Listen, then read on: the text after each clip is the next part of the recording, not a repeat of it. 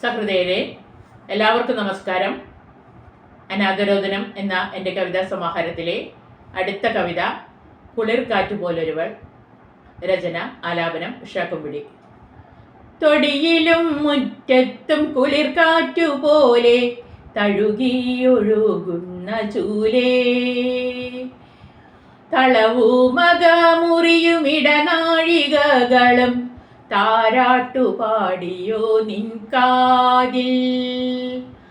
അഴലുകൾ നിൻ മാനസക്കോണിലേക്ക് ആഴ്ന്നിറങ്ങിടുമ്പോൾ നീയറിഞ്ഞോ, ആശ്വാസത്തിൻ കുളിർനിലാവിൻ കരം നിന്നെ ആകെ വരിഞ്ഞു മുറുക്കിയത്.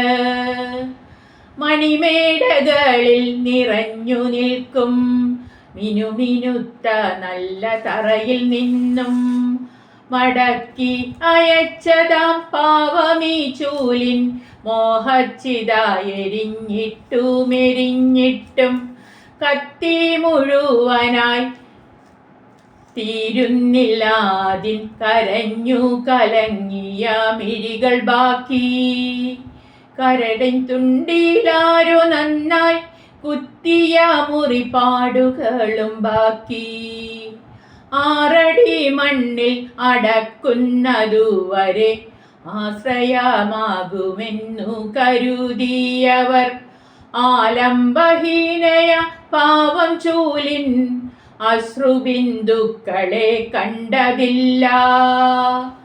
സഹനങ്ങളുടെ ആരും കണ്ടിടാത്ത സന്താപതീരത്തിനതിർവരമ്പിൽ സാന്ത്വന കണമായി നിന്നതിയും സ്വയം മലിഞ്ഞില്ലാതെയായോ ചൂലേ.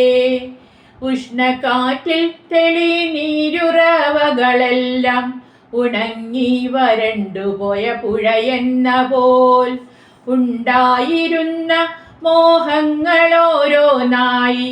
ഊർന്നുപോയി ചൂലിൻ മനസ്സിൽ നിന്നും.